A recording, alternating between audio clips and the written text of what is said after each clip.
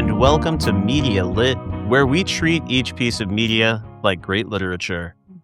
I'm your host, Randy Elaine, and joining me, as always, in a particularly stylish white tee this evening, it's the wonderful Kris Ingersoll. Kris, how you doing tonight?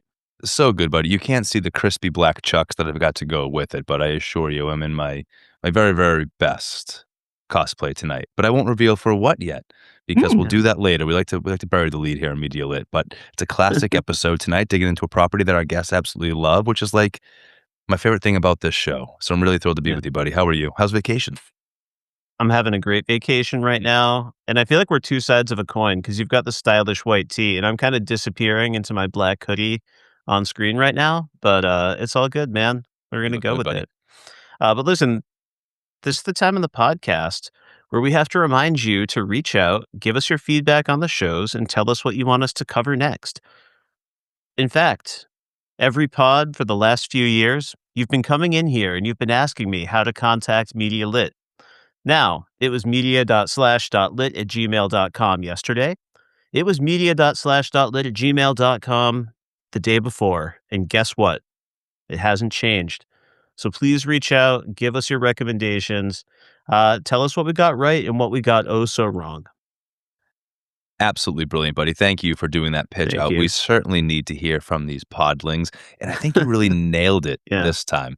If the podlings at home haven't yet figured it out between the white T-shirt and Chuck references and that like very well played quote, we're talking about Thank you. 2001's The Fast and the Furious. This is 2000's gold. I mean, we love a nostalgia pod here at Media Lit. I'll let you do the guest thing, but I know that tonight is going to be about it because it's a fantastic property that everybody saw if they were alive in 2001 and a great franchise that has come from it. So I'm excited for the conversation. Yeah, as you know, we rarely dive into a property alone, and we got a very special homework assignment from two very close friends of my own, Liz Sherry and Andy Apperson. Andy is a fellow teacher. We work at the same high school. Liz is a librarian. These are awesome, wonderful folks with great worldviews, incredible politics, cool vibes. Yet somehow they still have a sense of community. I recently was able to attend a Seder for the very first time with this crew. So it's a kind and welcoming group. And while you might not know it from meeting them, they are obsessed with the Fast franchise. This is a huge part of of their relationship, at least in terms of their media consumption. So I can't wait to hear more from them. But let's meet them. So Liz Sherry, thanks for being here. How you doing tonight? I'm doing wonderful. I'm always happy to talk about Toretto and the gang. Truly an honor and a pleasure. Andy, how you doing tonight? I'm doing great too. I'm just excited to dive into this. And I'm also wearing my themed merch, just so everyone. That is a beautiful purple Fast and the Furious shirt for anyone who's listening to the audio-only version of this podcast. Liz and Andy both often have the perfect outfit for any occasion. We like the theme. Yeah, most recently this past Halloween, they were Killer, Doc, and Marty from Back to the Future. Oh, yeah. So Love very that. cool crew. I'm starting to regret not wearing my Fate of the Furious t-shirt now that you set that up. Well, if we play our cards right, we've got like 10 more, maybe 11 with the Hobbs and Shaw. So maybe we'll be back here again. Hobbs and Shaw is not canon. It's not canon. Just so we're clear. Thank you. Is that official franchise position or is that fan passion position? That's our personal position. Right. But I also think once you've seen the series, you can see why it would be non-canonical. Nope, you're my experts here. Hobbs and Shaw can go straight to hell. I don't need well, them. not them individually. Fine. They're good. Just Hobbs and the Shaw are an movie. important piece of the tapestry, but that movie itself, it's non-canonical. Perfect.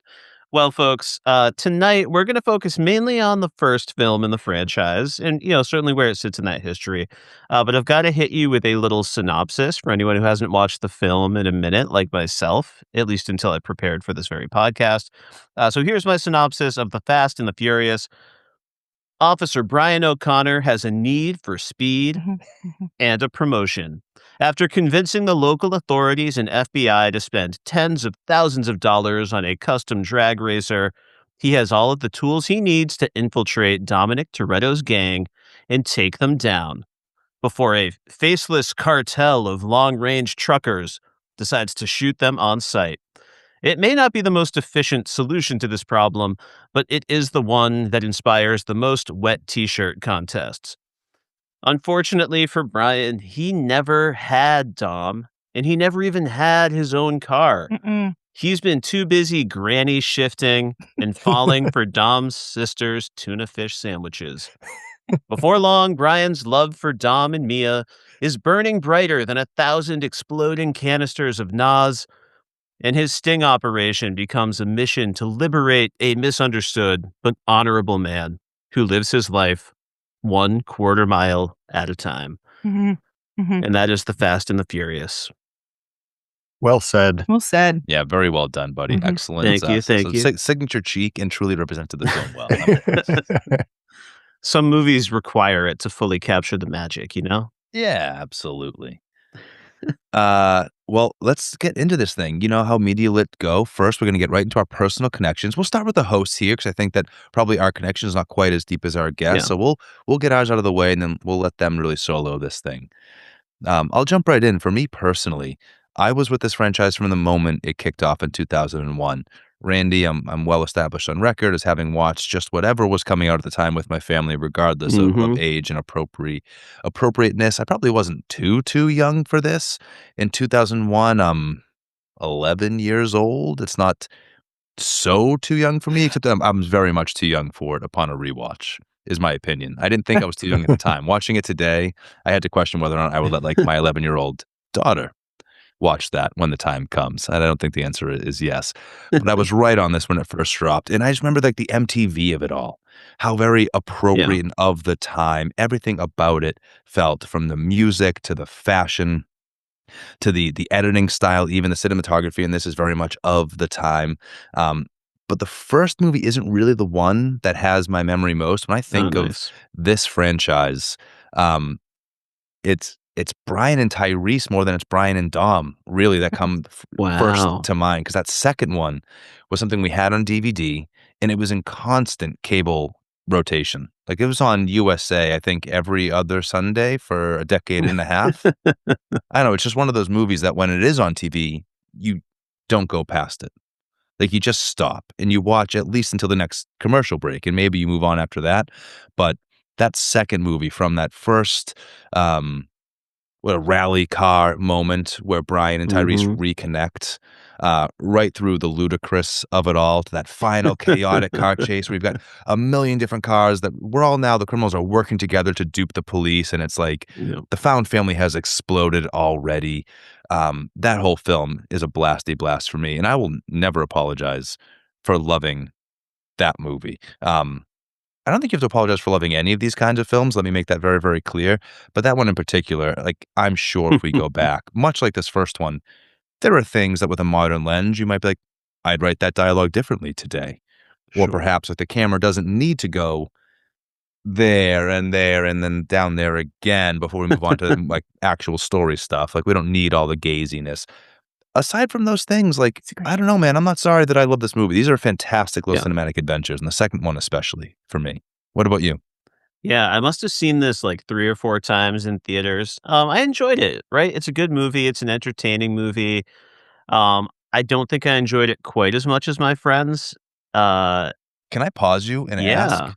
My wife also told me tonight that she saw this multiple times in theaters. Yeah.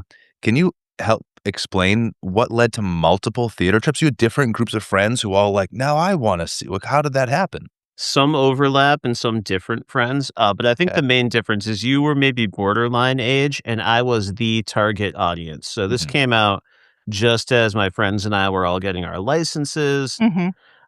We had enjoyed Gone in 60 Seconds a year earlier. I was playing a lot of GTA 2. A few months after Fast and the Furious dropped, we got GTA 3, and that franchise became a whole new thing. Perhaps that'll come up again tonight. The thing is, I just wasn't as into the cars as everyone else. So, like, I feel like I spent the summer of 2001 and the fall of 2001 just smiling and nodding along quite a bit while my friends talked about, like, modifying their cars and Yeah. buying spoilers, and I'm just like, mhm. Very cool. And I feel like it's maybe not a coincidence that that was the fall I joined drama club at the high school, started Okay. connecting with a wider and deeper group of friends, but I still enjoyed the movie. Uh, I'm not positive I've even watched it since theaters. I probably have, because I couldn't believe how much of this felt familiar when I was watching it. Like, how many of these quotes just the muscle memory activated, and the nostalgia was a blast. You get these lingering, almost pornographic shots of, like, combination TV, VCRs, DVD players. Oh, Um, that's an yeah. essential Cutting part of edge. the We, franchise is those Cutting edge combo technology. TVs, Yeah. VHS listen, players. like, we're in They the were best. they were willing to risk it all for those Yes. Yeah, things. big deal. Had to have it. Yeah, we're in the Best Buy era, right? Uh-huh. And Mhm. now you might see that same display as, like, a hoard in your parents' garage or basement, at least the empty boxes, right?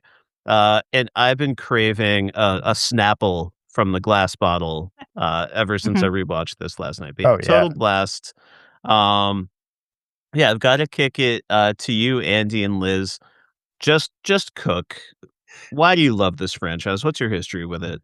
Alright, well, I'll start by saying I didn't love it at first. It was just, like, another reason to go to the movies for me, Mhm. and I was right on the precipice of entering into my way too cool for movies like that phase that really accelerated in Yes. college. Um, and, you know, it kinda came and went. I think for me, the scene that stuck out for me, like you, Randy, not the cars, but the scene with the raid, Mm. and I was like, "Oh, I just thought that scene really worked." I liked the music behind it and everything. I don't know, that was the scene that really stuck out to me over the years, but I largely kinda, like, was very dismissive of the franchise after that. I remember I was working at a movie theater when Too Fast, Too Furious came out, and I remember I would be, like, cleaning the theater um, while I think it was Ludacris was singing "Act a Yep. Fool" over the end credits, and I was just like, "This franchise is so lame, it's so stupid." And then, Tokyo Drift came out, and I was like, "They should have called it Three Fast, Three Furious," and I was just, like, way too cool for it. But then, you know, years after Liz and I had been together, we started to get into, like, watching movies ironically, which we Mhm. secretly all really loved, all these, just, like, really baseline action movies, and one day I suggested we should start doing an annual fast. No, because we had been Yeah. listening to a lot of How Did This Get Made, and they Oh, yes, loved the Mm. yes. franchise. A little bit of podcast, Crossover. history. Yeah, What's that? yeah, a little bit of podcast Yeah, a crossover. little bit of podcast crossover.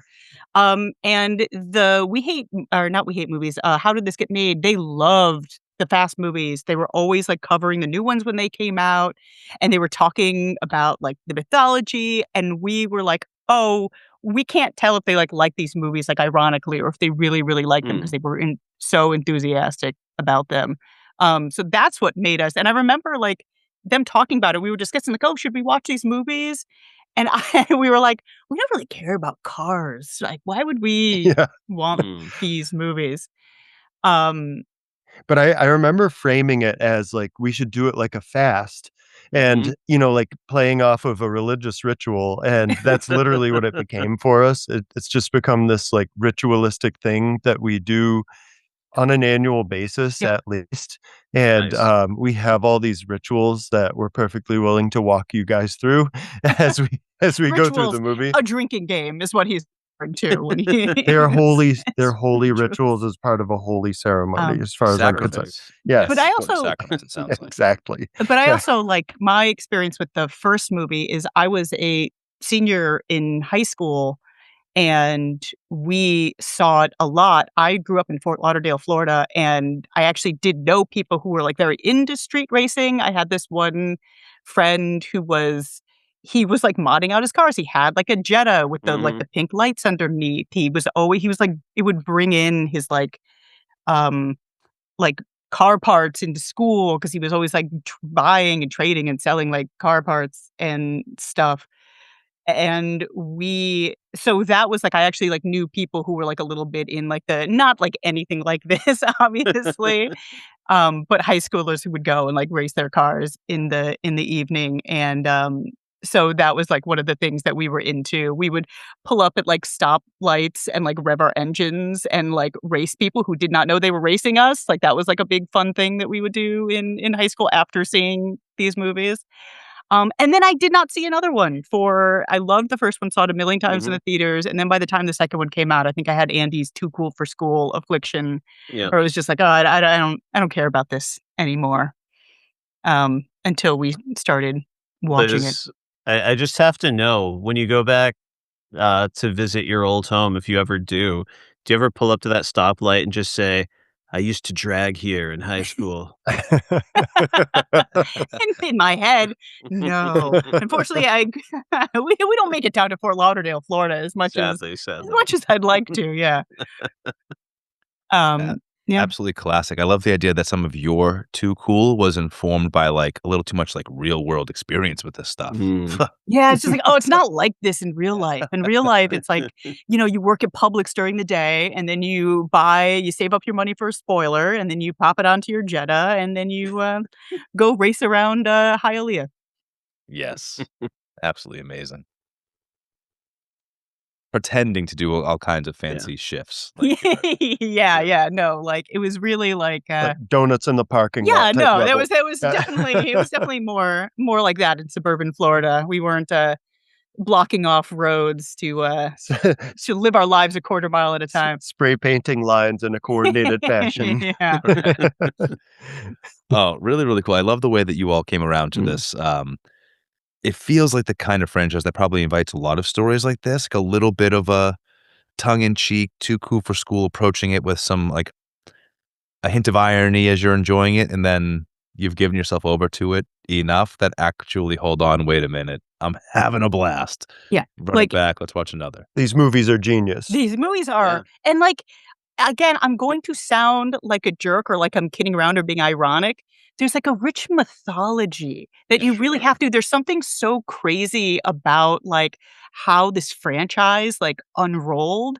There's like a strange magic to it because you have the first one, the second one was supposed to be a reboot, the third one was supposed to be another reboot, the fourth one was supposed to be a reboot, and then it, like, hit its stride in 5, 6, 7, like, perfect movies. Yeah.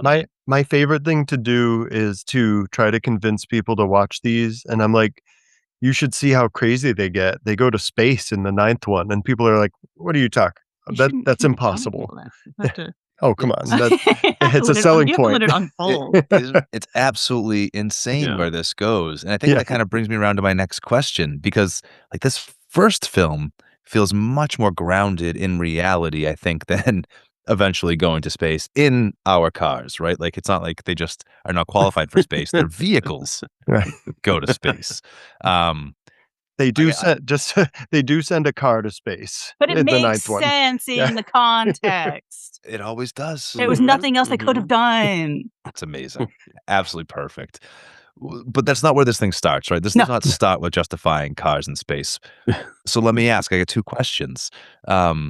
This being grounded in reality, does it, like, help the first film or hurt it?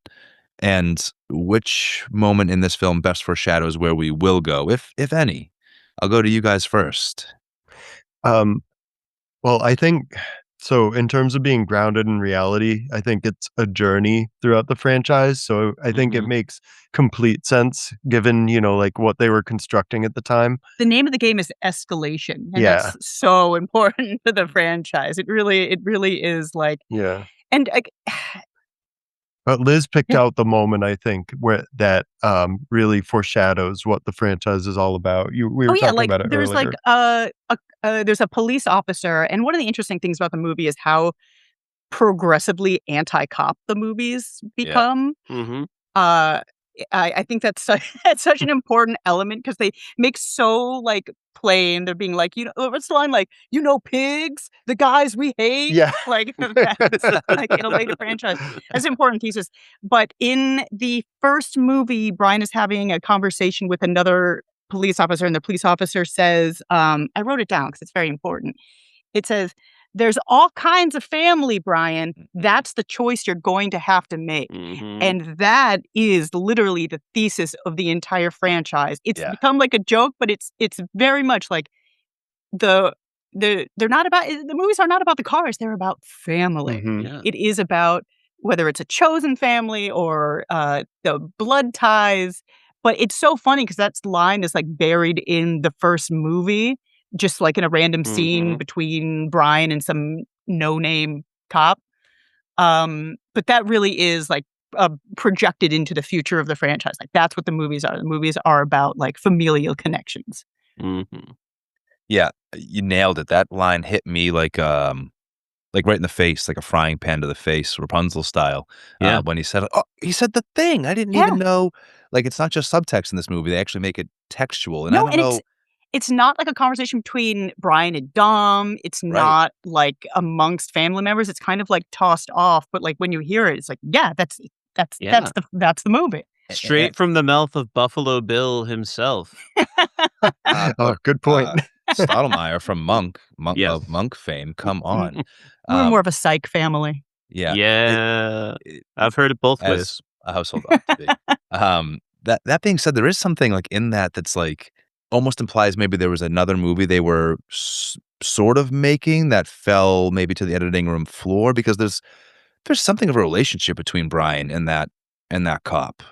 I honestly wish that they had kept him as a character for some of the later movies because I thought Mm. he worked really well in that movie. They kinda replace him a little bit with Dexter's dad in the second movie. I'm forgetting the actor's name, but That's your sad. yeah, but yeah, I thought he was a great character. I thought that was a great moment for foreshadowing the backbone of the entire series, which is that familial connection. But I do think it's important that it does, like, start grounded, and I think that's, like, a good thing for the movie and the franchise. It's because, like, you Dom becomes, like, this, like, such a grandiose character where he's got, like, the weight of the world on his shoulders, and everything is, like, his, like, cross to bear. But, like, this would be, like, an origin story for that kind of character where he's boosting DVD players and VHS TV combos, but they're also doing it in a very, like, uh, superhero-esque way. They have, like, grappling Yeah. hooks and electronic Fancy chargers that are, like, fancy making your tranquilizer feet yeah, like, they devices. have Yeah. all this stuff. So it's a grounded movie, but at the same time, there's, like, sparks of being like, "I don't know if that's how that would go down Right. necessarily." Yeah, But just a nice hint of unrealism, but in Yeah, our yeah. world. yeah. The beauty is, though, they stay so true to some of these, themes and connections throughout the entire series. They don't move away from even when they're bringing cars to space, Yeah. they're still having the barbecue in the backyard Mhm. after. Mhm. That's what I like about it. On the moon. No? One day. No, really well said. I think that's, excellently identified. Randy, anything to add? Yeah, I mean, I think this film had to be grounded, right? Liz called it a rich mythology, and I Mhm. think that she is absolutely right. You watch this film, and some of it's played for humor, like, "Hey, look at that snowman over there," but, like, this is a film about a subculture. This is a film about people who are really on the periphery of the world, and, blonde hair, baby blue-eyed Paul Walker steps onto the scene, with a lot of assumptions, and I think those are challenged as we get deeper into the film, right? I mean,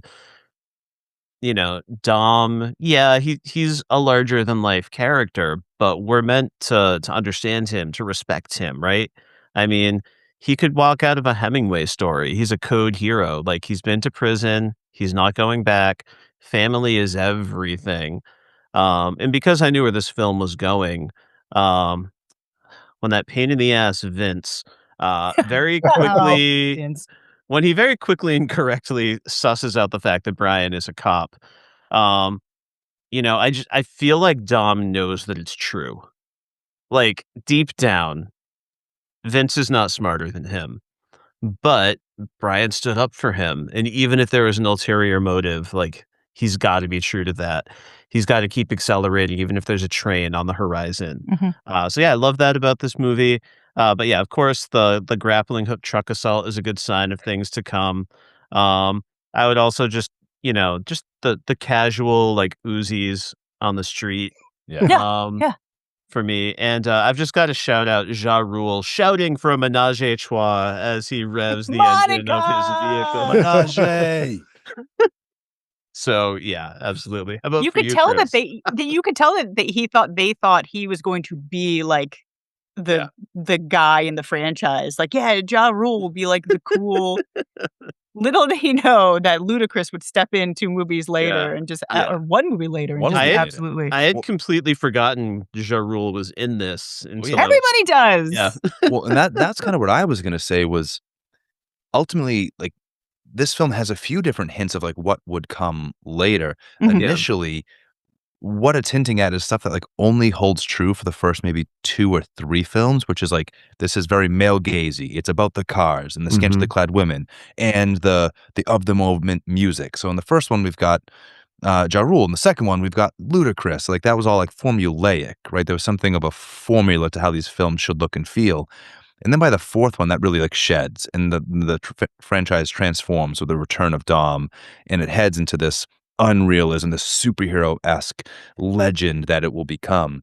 But initially and thank God it did, because I don't think you get 9, 10, 11 films out of a franchise if it Mhm. stays in that initial formulaic MTV, male gazy, it's about the cars and the women kind of mode. But that's very much what the franchise thought it was going to be through those first 3 movies, and I think the Ja Rule of it all is a good indicator Mm. of that.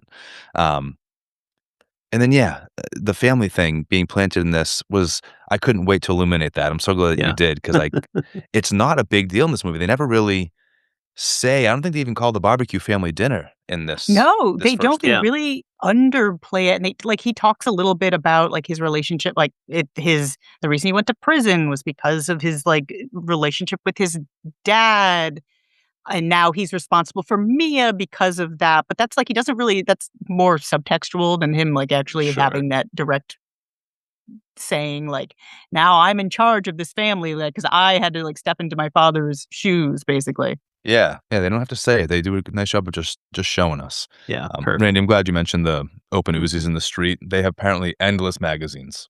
Yeah. Never have to reload those No. Uzis. Never, ever, Spray ever. them forever. Well, folks, I think we have introduced this project really well. This is the moment where we like to take a moment to celebrate some of our friends in the podcasting community. So we're going to hear a couple quick ads from our buddies over at the Pop Break. So check out these wonderful podcasts. Heck, maybe there'll even be ads for podcasts from Kris and myself over there. We'll find out. There's a destination a little up the road from the conversations and the pods you know. Welcome to Podolay, a monthly podcast tackling over 30 years of music from alternative rock pioneer Beck Hansen. You might say this podcast is... where it's at. We've got 3 podcasters and their microphones. So join your hosts, Randy Elaine, Justin Mancini. And Kris Ingersoll. for a show that poses one simple question. I'm a podcast, baby. So why don't you stream me?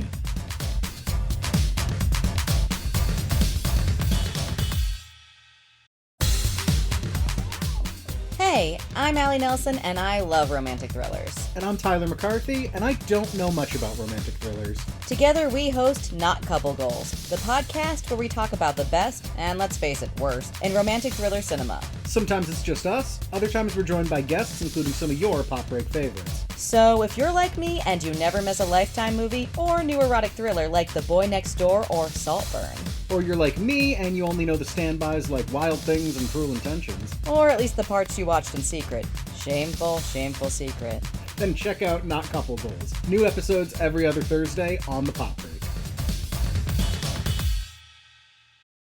All right, we are back, and it's time for the meat and potatoes of this podcast, and that is to dive into the film as literature. As we've established, The Fast and the Furious, it grew into a cultural phenomenon in the summer of 2001, and it's lived on as a summer blockbuster staple since then. But I always like to start a conversation with asking you what other literature or popular culture was on your mind rewatching this film 25 years later. Liz, I'm going to go to you first. Well, we watched this time around and we realized how much it feels like almost like an homage to Point Break. So Mhm. it really like was in that like um guy goes undercover and kind of falls in platonic love with the person he's supposed to be monitoring to the extent that he is like, no, it can't be this guy, making excuses for his behavior before being utterly forced to realize that that is in fact his man. I mean, it's uncanny. Yeah. There's the connections. I mean, you've got like the the heists to, like fund this hobby that they have. Yeah. You've got like the one Mhm. last job that goes bad. You've got I the most beautiful law enforcement yeah, officials possible, like Yep. casually Keanu Reeves walking in and just being like, "Yeah, I'm an FBI agent." What? That's yeah. what it is. We've seen this movie a dozen times, and that Point Break connection never clicked for us until this time. But we So also just did watch Point Break yes, again for that's the true. 800th time as well. Also big fans of Point Break. Great poll. Fun fact, I was just having a chat with our buddy, Pop Break podcast director Alex Marcus a few hours ago. And this was the very first thing he brought up when I told him we were watching The Fast and the Furious. He's like, they just ripped off Point You Break. kinda did. It's incredible. He It's loves an it too, but homage. It's an yeah. homage. But it also in a lot of ways reminds me of the Mission Impossible franchise. Mm. Oh, A lot of Yep. themes of whereas in the Fast and the Furious movies, it's all about family. Mission Impossible is very much about the bonds of friendship, about not willing to sacrifice an individual for the greater good. I feel like you see a lot of those themes in these movies as well. I think that those movies exist in somewhat of similar worlds where there's like these giant machinations behind the scenes that is up to a small band of rogue street racers or spies to solve. So yeah, a lot of parallels to the Mission Impossible franchise as well. Yeah, perfect comps. Andy, anything else you want to add? No, Liz kinda stole my Point Break thunder Oh, a I'm little bit. No, that's sorry. alright. No, but Sorry. that Listen, we can talk about Point Break all you want. yeah. I'm here for it. We kind of watch these movies as a single mind as it is anyway. Perfect. Chris, how about for you? What sort of literature or popular culture was on your mind? Well, you said it once already tonight. You invoked Gone in 60 Seconds. Yeah. Those specifically the shots of anybody shifting. So like hitting the Yep. clutch, hitting the shifter, hitting the gas. All of that is very much Nick Cage in his Shelby ripping through the streets of Long Beach. So, yeah, very much top of mind was Gone in 60 Seconds. The same, similar music, similar cinematography, similar like opening credits aesthetic. The whole thing. It's just like pure adrenaline from Mhm. minute one. Literature-wise, I was actually thinking of, like, The Outsiders Yeah. Oh here with yeah. this, like, found family loyalty above all else. We've got our rival gang, and, we very much define ourselves against those rivals, and this is our place in the world, and so, yeah, that's all in there. I was thinking of other, like, high-speed movies of the moment, so like, it will come later, but, like, the Bourne franchise has some really iconic Mhm. car chases, and the Italian Job too. Um, different cars in the Italian Job, but a similarly iconic car chase, and I just remember this being such a moment in Yeah. our pop culture. The directors trying to outdo each other with the next great car chase. I'm glad you mentioned Mission Impossible because, for me, it's the least popular of the franchise. It's MI2. There's some I'm fantastic motorcycle work happening in MI2. Oh, Yeah, but brilliant gosh, stuff. we this is like Liz shuns that movie, but I I really, enjoyed really that. don't like again, You huge don't like Mission the slow Impossible. motion pigeons? Come on. I Gotta have it, it's John Woo. oh, It's a Gotta have it. yeah, requirement. well, and Yeah. that's the thing. It is John Woo's worst movie, and I'm a huge Oh, John Woo hold on. fan. Yeah. I don't No, know, I think I could name a couple others. no, is Maybe Broken Paycheck? I don't know. No, I think Paycheck's Paychecks is. bad. I think Yeah, I Paycheck's mean, better. MI2's I better think than Face Paycheck. Off is better. Yeah, of I course. It's think- phenomenal. I Yeah, Yeah. it's I know. phenomenal. Yeah. We can't even debate that. Phenomenal movie. Well, I'm glad I went there because MI2 Yeah. was, again, top of mind just because all the motorcycle work Mm.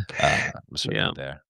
Kris, you really tapped into something for me, especially with the Gone in 60 Seconds thing. I mean, it was just like that was just like the look back then, like at that moment in Hollywood. And they were big into making, like different variations on things like your Armageddon and Deep Impact for Volcano. asteroid movies, Yeah. stuff. Yes, Volcano and Dante's Dante's Peak. Peak. Mhm. Yeah. Yes. So it really feels like that type of thing where they're like, oh, the car movie thing is working. We got to keep doing that.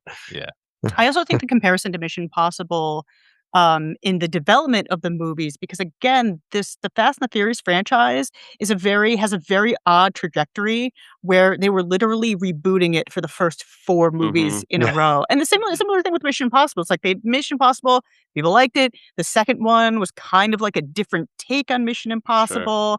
And then the third one was another different take on Mission Impossible until like that sort of found its footing. So very similar franchises in that way too. Yeah, totally. Yeah, I've just got to piggyback off that real quick, which is just I think of, all the films that came after as well.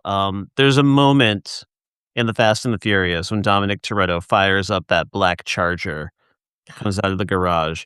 And it stands in such stark contrast to these like more overtly, obnoxiously kitted out things, the neon undercarriage, the bright colors. Mhm. And even though I wasn't that into cars, that unlocked something primal in me, Mm-hmm. right? And American like muscle beats import every time. Took the words right out of my mouth.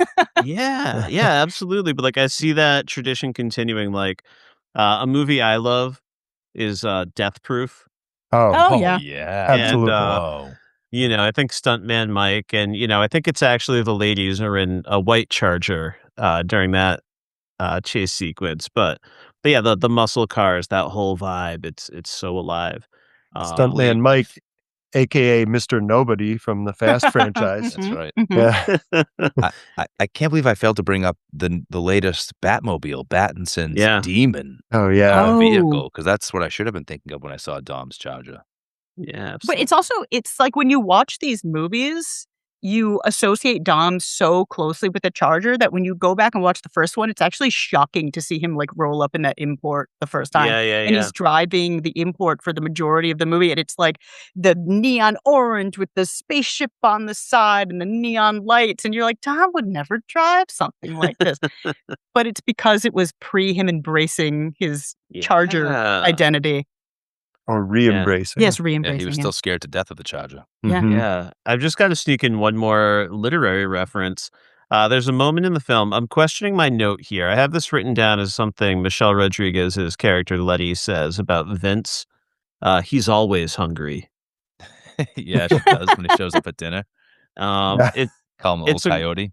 it's a great line, but it actually brought me to a pretty serious place, and that is, believe it or not, Truman Capote's In Cold Blood. Ooh. You would. Ooh, interesting. This is a book where we are being asked to step into the really difficult space of empathizing with murderers and trying to understand how they became the people they became who could be capable of doing what they did. But like one recurring motif in that story is the hunger, especially the hunger of Dick Hickok eating these huge meals and being so always desperate to prove his manhood, his strength, his power. He's always got to put it on display for everyone. And to see that alive in that Vince character being some of the energy that drives a lot of what we see, I think it helps, fill in some of the thematic things I was talking about earlier. But yeah, great connections, folks. Thank you. Love that. Well, we've done the pop culture stuff. Now let's get into some of the performances. I want to hear who gave your favorite lead and supporting performances in the film. Andy, we'll jump down to you first. I was just thinking about this, and I'm caught a little off guard, but I really think for me it's got to be Vin Diesel because he just like Yeah. I don't know, he just has this, like, magnetism right from the Mhm. first moment. Like, he just has like, it's almost like he's inhabiting what he becomes in the later movies already, even though we haven't Mhm. quite got there with him yet. Like, there's a moment where, Brian's, like, snooping around in the garage, and, Vince comes out of the shadows and kinda, like, hits him with the butt of the gun, and then Dom emerges out of the shadows himself. Mhm. There's just something like he is just like kinda like the paterfamilias of this whole family right from the start, and I don't know, I just like I know that, like, Vin Diesel's kind of one-dimensional as an actor, let's be honest, but Couldn't disagree more. however, like, he's Have you just in seen his perfect Guardians of the spot. Galaxy? Yeah, Ex true, I stand corrected. I'm also a big What about fan the of, Tooth Fairy? Pitch Black, but Oh, yeah, yeah. see? But yeah, it's gotta be him. And I don't know, supporting, I guess I don't know, would it be a cop out to say Letty? I Not at could say all. Letty because they work really well as a team, like, she's kind of like his rock throughout the franchise, so I guess I'd go with them. I, Agree. like, agree. I think, Vin Diesel does such a great job in this movie, way more than Paul Walker, who is very beautiful, but kind of like an empty vessel a little Mhm. bit in this movie, which again, I think, like, is kind of his character. I think that works throughout the franchise. But Vin Diesel, he's playing like a guy who's like, he's the one who's in charge, like, unquestionably. He's the reasonable one. He's the one breaking up fights and making the plans, but he also will, like, explode in anger. So he does have that, like, you could see that it's, like, barely constrained, the Yeah. the the anger in him. I think he's great in this movie. I think he does an amazing "Relax, job. don't push it. You embarrass me." Embarrass me. There's some power in that line, man. It's a great performance. I'm with you. What about I never knocked on Oh, nobody? yeah. Yeah. I Yeah, love that. it's a Mhm. powerful performance. He maybe folks will call him, like, one note as he goes on his career, like, not the most dimensional actor, but, like, he defined what would become his mode here with this Yeah. performance. I love the way you highlighted, Andy, how quickly, like, the legend of him is established with this performance. From the first time we see him on film, he's almost like he's already larger than life, Brian's peering at him Mhm. through the windows of his office. He stands up, he gets himself a drink, sits back down, no words. There's all intrigue. It's all vibes. Um, and I think Letty's a good call too, because I think the two of them feel most authentic in their role. Like they were plucked out of this life and like put into this film. And their chemistry together is fantastic. I love those picks. Yeah, and I think, like, there's not a lot of women in this movie. I don't think Mia, like, does a lot with this role, but I think Letty does a very good job of, like, establishing herself. She's not just the girlfriend. She plays, like, a role. She is very, like, she will, push Dom around when he's kind of doing too much and stuff. I think she does a great job in this movie too. Yeah, she takes cousin Lance right the F out. Yeah. Yeah. I was so satisfied upon this rewatch. She Mhm. clocks him coming in like he's gonna jump in the fight, Yeah, and she like, knocks him she out just before he even gets pop. close. Mhm. Yeah, Such a badass. Such a badass, she's Michelle great. Anna Rodriguez. Lucia forever, man. Mhm, Yeah. mhm. Randy, do you wanna register anybody different besides Dom and Letty? Yeah, listen, like Vin Diesel is the pick for all the reasons that have been established, but I'm gonna shout out Chad Lindbergh as Jesse, uh, because he's got to be the perfect wounded puppy. Yeah. Yeah. So true. He is the cat that Dom saved or tried to save. Yeah. Right. He saw that potential that no one else did. He gives him a home. He gives him a place. This innocent, vulnerable boy who just wants his dad to love him, and it ends up undoing him. They don't have to say it's all about family out loud because we have Jesse. Yeah. Chris, it looks like I might have stolen your thunder. Do you want to I jump didn't in? I thought for sure I'd be the only one who was excited to in the supporting actor that I wanted to celebrate was Chad because first of all, love him on Supernatural. That's Ash from Supernatural, absolute legend. This actor for me that way. But as I was watching this film this time around, yeah, I thought I might be the only one who cared to celebrate him because he is such a minor character, like supporting in the loosest way, right? This ensemble film. He's not as ensemble as Leon, but he's Sure. fairly ensemble. he's brilliant in every scene that he's in. He's so believable. Some of the writing Mhm. is a little weak for him, like when he's trying to express his ADD or ADHD, which he can't quite name. Like Sure. the writing there's a little clunky, but the actor does tremendous work with that clunky writing. And yeah, you just want to hug him the whole time. You can see why Brian is charmed by this whole group as he gets to know these human beings, Yeah. right? Yeah, great pick. I think. Did you want to pick a different lead actor though, Randy? You're going to stick with Vin and Dom? No, I mean, I do think technically, if we were talking Academy Awards, he certainly is a supporting character, but I find that Jesse character so essential to the story. Like, he's the motivating factor in the whole final act of this movie. For me.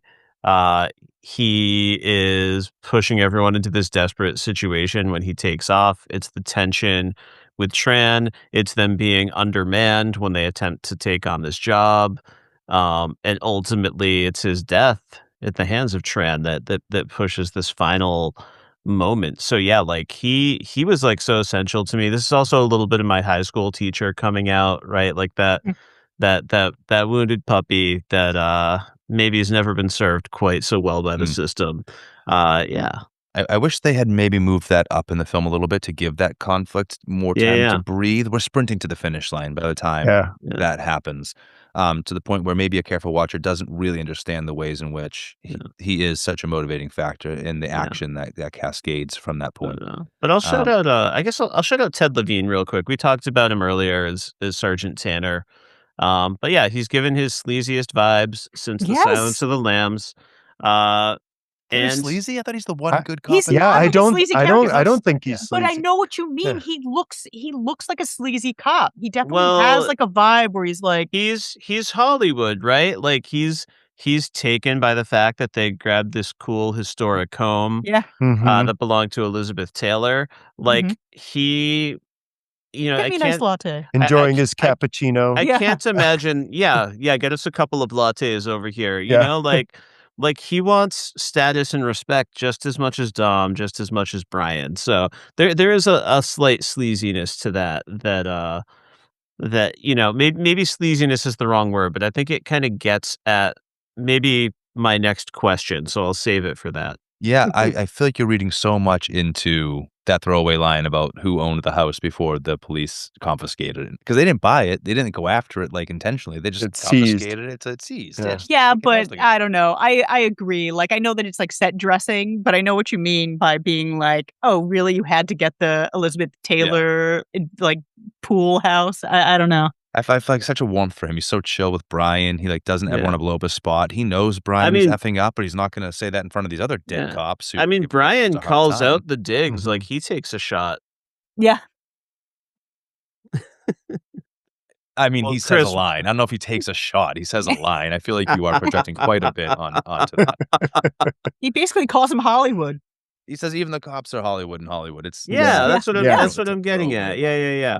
I They think maybe clearly my have choice a of warmth. sleaze pushed you to a You step did. too far. You did. Apologies. That's all right. I'm gonna step in here because I don't have a Yeah. supporting actor that I need to celebrate because you've done it. I think we gave Jesse his flowers. But I'm gonna disagree with you, Liz, and Vin Diesel is the choice. Yeah. But I also really like Paul Walker's performance in this film. You know, I said that and I've been thinking about it ever since. But please, like, go on. Because like I've agree. been like reassessing in my head. I'm like, no, that's the character. I think he's but please, go on. In so many ways, but I think you're getting there. In so many ways, he is paid to stand around looking oh so pretty. Even the Yeah. guys in the film have to. Mhm, I like the color of his hair. They say, Yeah. Look at him, right? You know, like it's quite true. I can't believe how tanned and blue eyed and blonde he is. Like in real life, it's absurd. Hmm. I also cannot believe, and maybe this isn't acting. Maybe a lot of this is Paul Walker's natural state. He's so effortlessly cool. Yeah. It's not the same kind of like smoldering cool charm like a Harrison Ford has. There's something like even like more sensitive than that. There's something very accessible about him. He's almost like your modern action star in that like he's not here to have the big muscles and the deep voice and be the one who wins all the fights. He's the one who's washing the dishes with Mia because the cook doesn't clean where he comes from. And not because it's a move, Yeah. not because it's a play. Like it's just he embodies that authenticity really, really well. I'm watching some of those scenes where he's having the conflicts with Vince, Mhm. and there's a quiet to his performance that makes the character, like, really intriguing. He's never, like, riled up. He never rises up Mhm. to meet Vince's, like, chippy, macho rivalry BS. Um, he he exudes a Yeah. quiet confidence. I like the tuna. Yeah, he Nobody likes the likes the tuna. Yeah. he says it and you believe him. Mhm. It doesn't feel like put on. It really feels like he has Yeah. the most quiet confidence of anybody you've encountered. Um, he doesn't feel the need to hide that he's a cornball. Um, Yep.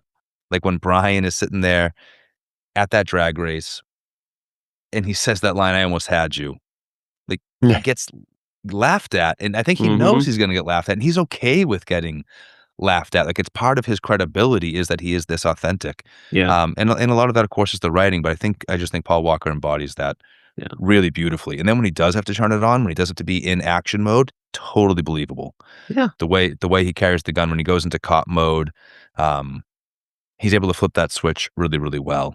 And what got me was the performance when he's moody Brian. Yeah.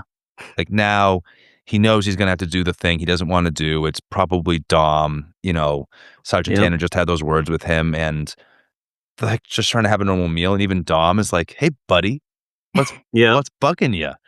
Mhm. And I think Paul Walker does a nice job in that scene too of giving us a different flavor for Brian's character, who is so, like, steady Yeah. throughout most of the film. That's really insightful, actually. I think you really nailed it with him. Yeah. I think we were probably judging him based on his later performances because he has some really intense and powerful moments, and of course, there's his untimely demise hanging over our heads too, which Yeah. gets commemorated at the end of the seventh movie. So we're probably thinking of the powerful moments to come. Yeah, but I also, think Sure. bringing it back to the comparison of him and Keanu Reeves in Point Break, where there are moments where he has a blankness to it, and I'm not really sure, like, is this a performance? Is this, like, a choice? Mhm. Is this him, like, Yeah. doing the undercover?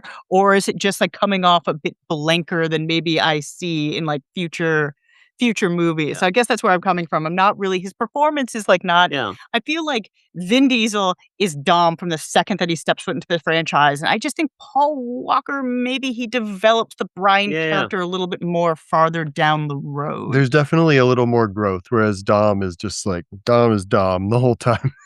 Yeah. Yeah. Almost like Vin Diesel, like, always knew where he wanted this character to go. Yeah. Yeah. He was gonna grab this franchise and take it where he Well, wanted it to go. And I'll say, yeah. I think Paul Walker's better in this one than he is in the second one. Like, some of those corny lines and, like, some of the stuff with him and Tyrese doesn't work as well as the stuff with Yep. him and Dom. I think he's much worse in the second one. Yeah. Well, I think you guys did a phenomenal job celebrating this whole cast, up and down. My next question is going to be about theme here. Certainly, we have the theme of family we've talked about. I've been chomping at the bit to talk about this, so I keep sneaking in my opinion. So, usually when it's my question, I don't go first, but I'm just going to quickly recap some of the stuff I've already introduced. And that way, you can either build on my stuff or you can disagree with it, or you can just take us in a whole new direction. But, we just had the run in over the Hollywood police officers. Um, and I do think if I lighten it up, there is this theme of respect. People being so drawn into appearances. How do they get their respect? Whether it's like the cops versus the FBI, whether it's this up and coming undercover agent versus his superior, whether it is how do you look while you're doing your job? When we know it's not how you stand by your car, it's how you drive your car that really Mhm. matters. Mhm. I think that's in there. And also just like the outsider's nature of this that's come up a few times. This idea that society has failed us in some way. I think I saw a couple moments in this film where that plays out. The moment where they basically tell the Domino's delivery guy to fuck off. We've got a drag race happening here. This poor Domino's guy, like, he's just trying to do his job. He's just trying to deliver the damned pizza. But, like, maybe some of that frustration is like, why are you playing this dead end game with society when you could be awesome instead? Like, is kind of the vibe I get. The same thing when we get, like, listen, this isn't really a shot because I can't claim to have a better sense of fashion, but like sort of like the frumpy polo shirt fence that Johnny Tran pulls in later on, like, is there to be pushed around. And even the fact that we never get to see the face of a single trucker that's under attack. They are just like these faceless sort of cogs in the larger machine, a delivery service for goods that are going to be stolen. Those are a couple of things that jump out to me. Kris, anything there you want to jump in on or take in a new direction? No, I think we've kind of danced around those things pretty well. Somewhere in there is also just like Hmm. ideas of gray justice, like what is real morality Mm. versus the law? What does like doing the right thing actually look like in the context of the real world, as opposed to like our high-minded ideals of what the right thing ought to be? Perfect. Liz and Andy, any other thematic stuff you want to dig into here? It's a little subtle, but I think there's some slight race and class themes Oh, yeah. involved. Like when Hector's like, "I'd tell you my last name, but I don't know how to pronounce it." Uh, Kind of like a dig at what he perceives, like this white boy he's talking to is gonna think about him.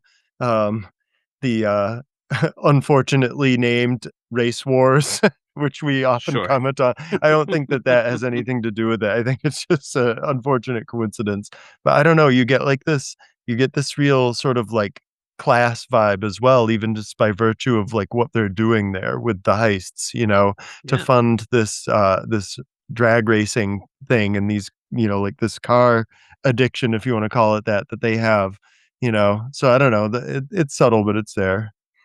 Yeah, there's almost like a different echelon of criminal Yeah. Yeah. with like Tran and his whole group. Like Yeah. Oh yeah. they're not into the same petty stuff that Dom is into because they're this whole other level of like fancy weapons, fancy vehicles, Yeah. total cover, right? They're at family dinner. Hmm. They're like organized crime. Yeah, They have their TV VHS players legitimately. that's right. Yeah. They own those. Yeah. Yes, Um, they've stacked up a pyramid Yeah. on solid 'Cause they legal can. ground. Yeah. Randy, do you know that the Domino's guy is a director cameo? I had no idea. Oh. I love that. That's it's important for me to spread that knowledge. So I think that's Yeah, yeah. another reason why there was like such a button on that scene, because that is in fact a director Beautiful. cameo. Part of the rich mythology of this franchise. Indeed. You know? But I think you're right in terms of like, I think there's like a large streak of anti-authoritism, if I'm saying that word correctly. Yeah. And it grows throughout the franchise. Like I said, it becomes progressively more anti-cop, not like necessarily like anarchist or anything, Sure. but like this idea that like authority has to be earned through respect. Like Dom is a leader because he demonstrates his leadership, because he cares about everybody. Yeah. You can't just slap a badge on and call yourself an authority figure. And they really talk about that. That comes up like in number 5. There's this line where he's like, "Cops do this all the time. I used to be this cop. Cops, we do this to mess with your head." There is like that real like emphasis on not all justice is real justice, like not all authority is real authority. You do have to earn these things with respect. And in the 4th movie, when Brian is like justifying his actions about why he let Dom go, he says, "In that moment, I respected him more than I respected myself." Mm. And again, so rejecting this, like, I'm a police officer, but I have to reject that identity because I know that in the grand scheme of things, I'm not enforcing true justice. I'm just following orders, basically. I'm not sure if the franchise ever really helps us understand how Brian like got to be a cop in the world. Mm. What led his life in that direction. I'm trying to recall No. conversations with Tyrese's character in the second one. Well, they grew up boosting cars Yeah. together. And there was like a split where Tyrese got arrested and he blamed Yep, that I recall. he blamed Ryan for that. So that must have been like that branching where he got out of juvenile and he was going to turn his life around and Yeah. stuff like that. Far from explaining it, they complicate it further by making him a cop again in the 4th one. Not just a cop, an FBI agent. Yeah, FBI. He Yeah, somehow yeah, makes in the a suit. FBI after letting Dom go in the first one. And becoming just straight up street racer in the second. It's Yeah. such a I almost Listen, hope that is like the Rich. most unrealistic thing about the first movie is like the complete lack of consequences for Brian. Like Yeah, well, by he's the movie. not Well, we he's don't not a cop see. anymore in the second Yeah. movie, but that seems to be, again, Point Break, him throwing that badge into the ocean. That seems to be his choice to step away and be like, this is Still a cop garbage, in man. the This isn't real. No, he's not a cop in the second one. He deals with that. I forget the guy's rank, but one of the cop that he's dealing with in the first one is also in the second one. Yeah. Okay. Yeah, but he's a cop. He's just an informant in the second one. He's just an informant. I Okay. see. Got it. So got it. Without naming any names, I just want to say, like, I can think of a couple of people in my life who, back in the day, had the most sort of run-ins with the authorities, got themselves in the most legal trouble, who, in like the modern day climate, seem to have shifted to that sort of blind allegiance to authority. Yeah. It's a funny shift that happens sometimes. Crazy. Indeed. I'm glad that I asked though about Brian's future, because it was something I'm glad you touched on how quickly he realizes like where real authority lives and real justice, real morality. I love the line in the end when he says to Dom, "I didn't call the cops." What a funny way for a cop to phrase that. And Dom calls him out, "You are the cop." Yes. Yeah. But there's something very real underneath that. Like what a cop would have said was, "I didn't call it in. Yeah. I haven't alerted anybody. He said, I didn't call the cops," because really Brian is not living like a cop at that point. He's like in his heart fully divested of any intentions of allegiance to that part of himself. And he is like very much Brian Spillner, Dom's friend in this moment. I will say that's in the running for like one of the best moments of Vin Diesel's performance. Just his face during that phone call, Yeah. as the realization dawns on him, is pretty impressive stuff. And you're wondering because he's proven to be out of control, right? As much as Brian wants to think he's too controlled for this, we've seen just getting implied that he's a narc. He almost kills Tran in the desert. That's right. Yeah. They can barely get him off of Tran. And you see Mia pleading with Dom with her eyes. No, like keep your cool. Like Vince is dying and he's calling an ambulance, because you can see like Vin Diesel's wrestling with whether or not he's gonna go fly off the handle in that moment and kill Brian. This is great insights. I wanted to touch on what you said about the way he phrases, "I didn't call the cops." It is almost like he's sort of like separate from the cop thing, even though he is one. Like we don't find out until kind of, like well into the movie that he actually is a cop, and the way that they introduce that is really interesting, where they like fake arrest him. And then I don't know, it's almost like he inhabits the person who's working at the auto parts shop more than the cop. It's like he's rejecting it even, like right out of the gate, so to speak. He's like primed to join this crew and become part of this family. So in Fast and the Furious 5, when The Rock, and I'm sorry to keep, but you have to see these movies as in like a unified grouping. But in number 5, when The Rock joins the crew, they have this moment that me and Andy always quote to each other, when he's identifying himself as a cop, and he's basically being like, "I don't care who you think you are. I'm a cop. It's my job to arrest you." And the way he phrases it, he goes, "I don't care. You're just names on a paper to me." And Brian kind of snorts and goes, "Yeah, real hero." And like that is like the commentary on the authoritarianism in these movies, where it's like, no, you're just a name on a sheet. I don't care what's really going on behind the scenes. I've got my orders. I'm gonna pick you up. And Brian does reject that throughout this movie and throughout the franchise. Yeah. Beautiful. Okay. I think we've just about done the themes. Time to do some favorites, maybe. Let's podcast 1/4 mile at a time, baby. What's your favorite drag race in the film? Liz, I'll give it to you first. I think it's got to be the end, right? When when the subtext is made text and he says, "I live my life 1/4 mile at a time."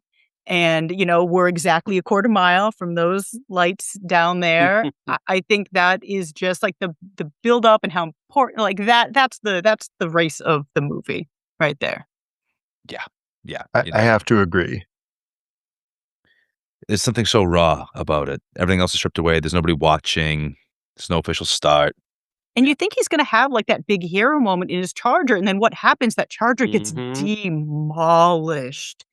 So he can't have that, like, ending that he thought he was gonna walk away with, and once again, he's put in that position where Brian has to be like, "I am handing you your freedom." It's not gonna be him getting away in the cool, his dad's cool Charger. That's not how it's gonna go. He has to get help from his brother Brian. Love it. From his brother Brian. I love the way you said that. Randy, you got another drag race you want to celebrate? Yeah, I mean, I do think that's the one, but I'll take a moment just to shout out that first big drag race where we get all the CGI NOS action, that fluid injection. It's a little bit cheesy. At the same time, I think it's kind of necessary because, especially if you're someone like me who is not a car guy going in and didn't even become a car guy going out, if it's just like 5 or 6 times we see someone push a little red button, it's not quite gonna work. So, yeah, they overdid it, but, like, to see bolts coming loose, to see this car ripping apart, to build that threat, it does its job very well. Not to mention, all the great Edwin lines that we talked about earlier. What I like about that scene is how they're kind of building the world at the same time. They're like, look at all these quirky different types of racers. This guy's like playing PlayStation in his car. You got like Ja Rule with his whole thing. I really do like And that the music, scene. it's like the electronic music, new metal, like it goes between all the like the different the rap. It like bounces between the different genres where you're looking at all these different people showing off their cars. Yeah, Something for everyone. That's a good place setting scene for It's sure. a really good place setting scene. Yeah, for sure, for sure. I was gonna go there. I'm glad you did because I just love the way Dom calls for his NOS. It's like a special little like it comes out from his dash like by the window for some reason. Like he's a secret agent. He's James Bond. Which again is so unlike Sign of things to come. It was Very unlike Dom, right? it was kind of like futuristic at the time because later they back off on that and you see like the screw top NOS in other movies. Right. Back to basics, But I guess the one that I'll celebrate a slightly different one. This is when they again it's at a stoplight. This is where they race that pretentious guy in his Ferrari. Yeah. Yes. Getting love back to some of that class war theme that you were talking about, Andy, right? More than you can afford, pal. Ferrari. He's got the woman with him. He has bought everything that he thinks makes him a man, that he thinks makes him worthy in this world, that he thinks makes him awesome, right? And Brian and Dom just look at him with their sunglasses on, stone-faced, no response. And Dom just says, smoke him. And then that scene ends up becoming really like adrenalized amongst the drag races. It's not like your pure quarter mile, but they're ripping down the highway, and now we've got oncoming traffic, right? Like this is a live racing scenario, unlike some of the other ones that we'll see. And so when you're watching Brian have to dodge around into oncoming traffic, come all the way back around, and he's still right in line, and the NOS hits, and they leave this pathetic guy in the dust. And they don't even feel the need to put a button on it. They don't have to mock him. They don't look back. No, nothing. They just smoked him. He never had them. Yeah. He never had. Just like I used to do in the streets of Fort Lauderdale, Florida. Yeah, you did. Ferrari. Beautiful. Well, I think we called out some of the best races in the movie. Absolutely. Before we get on to some of our fun and games here, I just wanted to give everyone a chance to shout out any favorite scenes or quotes or even shots that maybe you haven't had a chance to shout out yet. I've snuck in all of my points except for one. But Andy and Liz, anything you want to throw in here that we haven't made it to yet? I know exactly what I want to say. So the first time we kind of see Toretto Cafe and Brian sitting there eating his tuna fish sandwich, and Vince and the rest of the crew roll up, and Vince is immediately pissed that he's there flirting with Mia again, and he's like, what's this guy, sandwich crazy? And Liz and I say that to each other all the time. It's just so silly, but so iconic. So mine is the house party when they when Brian scoops up Dom and they have their little one-on-one where they start to build their friendship and brotherhood. And they go back to the house party, and it's like the most like early 2000, like Letty's on the floor playing Nintendos. There's girls kissing just for the sake of like just Look how having edgy we that are. scene. Yeah. Yeah, yeah. And he takes the beer away from Vince after letting him know that this Buster kept him out of cuffs. And he gives him he says, you can have any beer you want as long as it's a Corona. And that somehow becomes, again, like a thread throughout the entire franchise is how much that man loves a Corona. But there's something about that house scene that like makes me like, yes, I went to those house parties at that time. And it's just like wailing away on a guitar. It was Vince on the Yeah. guitar. Yeah. Yeah, you like know what those surfaces feel like, exactly the Yeah. stickiness, Yes. exactly the smells of those rugs and things. And like looking Yes. up and seeing somebody come Yes. in and be like, okay, maybe I will go to this party. And like stuff like that. So yeah, I really love that house party scene. Perfect. Oh, I'm so glad you called it out. I was gonna go someplace similar. That is a fantastic scene that again just like feels so authentic. And I love this like honor shame thing that's happening within this little society they've built, right? Yeah. It's very much a place that is open and welcoming, right? Dom will tell him like, yeah, there was a time where I didn't know you. That was the 3rd grade, but Yeah. you can't know somebody until you welcome them in. But they're very quick, like to leverage honor in order to get the kinds of behaviors they want within their group, the kind of loyalty. So yeah, they take the beer. They don't just give Brian a beer, which would be insulting to Vince enough, right? That this guy's here. It's Vince's beer. And then later, during the movie scene, when Vince is trying to like shame Brian with his macho guy bullshit at the mic, he can't work the microwave because he's too drunk and dumb. But again, Mia asks, what did you want? Yeah. I'm going to give it to Brian. Yeah. Oh, that restaurant? Great. He's like a little boy, so excited. His voice softens when he said, oh, really? Yeah, like that place? And she's like, great. Brian, you can take me there. And it's this very calculated behavior, I think, within their little mini society, this honor shame thing. Yeah. And he like not only does he like he takes the beer away from him, he gives it to Brian. Brian like wipes it off with his shirt. Yeah. Yeah. Being like, I don't want any of your cooties. Yes. Yeah, it's very enough. like it's very like a domination thing. Yeah. Yeah. And we got your favorite quote. Randy, you're next. Yeah, you guys covered just about everything. I just want to shout out Mia's description of Dom. Dom's like gravity. Everything just gets pulled to him, even you. And I think we've really dug deep into why that's so true. Whether it's Vince needing that approval, whether it's Brian thirsting for that approval, there's something genuine within this man that is honorable. And Mia has one of the best ways of expressing it. So shout out to Mia. Yeah. Love that. I don't have anything else to add. You know, a barbecue scene real quick. That is such a beautiful sort of an important establishing of something that will carry through, right? To your point, Andy, they'll come back from space. They'll still go to a barbecue. And so that scene is really important for establishing the family lore, even if they don't say family dinner. And I just love the way Vince comes back in with his tail between his legs.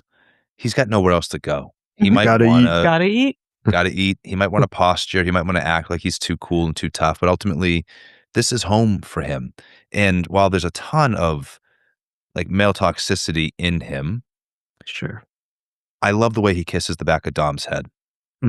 It's a little bit like kissing the ring. It's a little bit like, submitting yourself before the Godfather. It's a little bit like prostrating yourself before your own father. You've messed up and you're coming home.